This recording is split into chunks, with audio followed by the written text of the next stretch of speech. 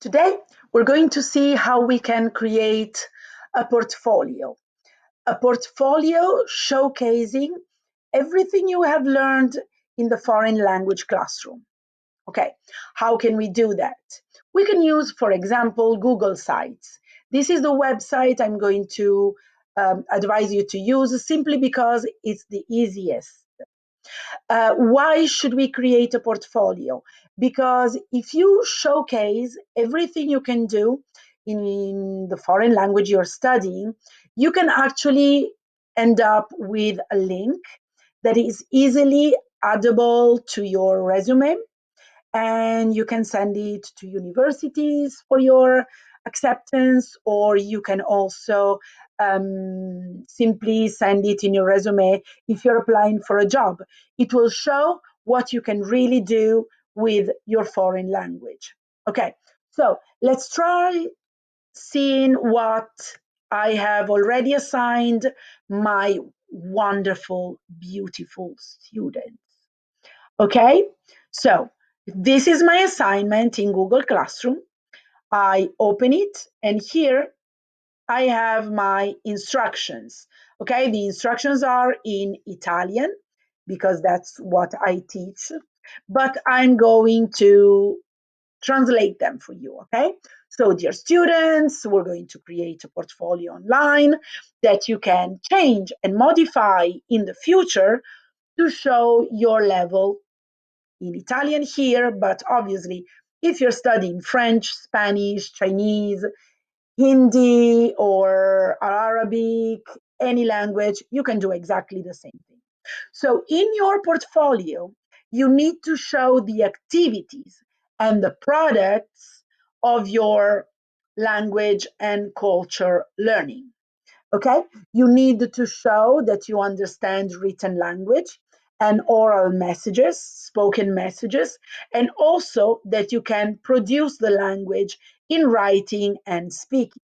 Okay, you can show what? You can show the essays you've been writing, the projects you made for your classroom, all audios and videos that you're recording for your class. I'm pretty sure that many people have created short conversations for your classroom, or presentations, videos, PowerPoints. If you created PowerPoints for your classes, you can just transform those PowerPoints in little videos. You can record your presentation. Maybe you just presented it in the classroom. In this way, you can have it online. Okay, and you can also be creative. If you like Spanish, French, the language you're studying, you can add more materials to your portfolio. Okay, the objective, the goal of the portfolio is to have a space for you to showcase all your skills.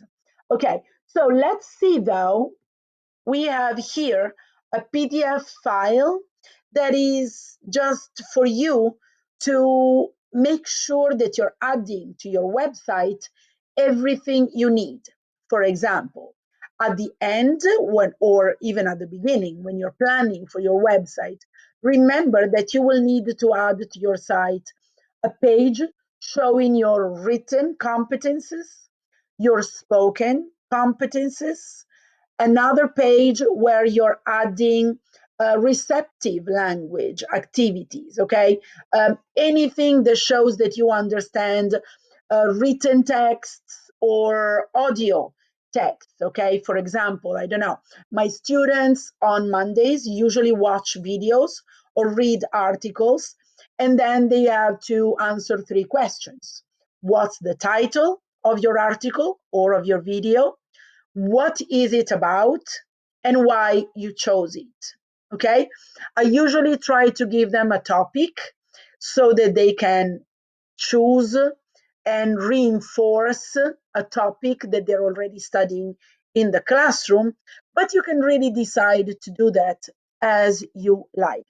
You can decide to reply to the questions in writing, or you can reply to the questions recording a short audio that you will put on that page so that people know you actually understood the video and the audio. Make sure that you put a link also to the article or the video you've been using. Okay, then you need another page where you show your cultural competences. What can you have there? Projects, videos of you discussing a topic that is particularly relevant, or maybe you comparing your culture to the target language culture. And obviously, all this should be done after you do a good research on proper sources, okay? Newspapers from the country you're studying, the TV programs. Make sure to maybe check with your teacher what he or she finds more appropriate for you to search your materials. Okay, then you can have another page to showcase prices. Every language has a natural national exam. Maybe you won a certificate or a prize, and you can add that. Maybe you had a local competition that you won. Write everything that is an award, okay? Then you can have another page where maybe you can add a reference letter from your teacher. And then I am sure that you belong to a club or an honor society of the language you're studying, and you probably have done a lot of volunteering. Make sure to add a page where you can put there the event, when it happened, what were your responsibilities, what you've done, and upload plenty of pictures. Make always sure to check with your teachers which pictures are more appropriate, okay? Because sometimes you have to respect the privacy of people involved.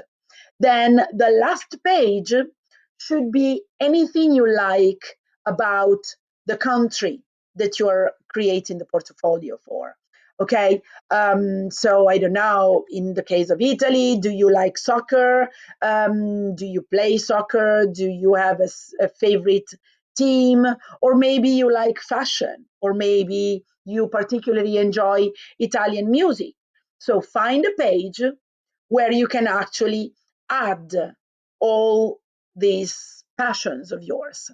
But now let's see how you can actually create a website. Okay, so you can go to Google Sites. Okay, you can go to Google Sites. So I am going to just enter the first link I find. Okay, it's usually sites.google.com. And that's actually where we're going, because otherwise I show you my website, but you don't need it. Okay, so what do you do once you are here?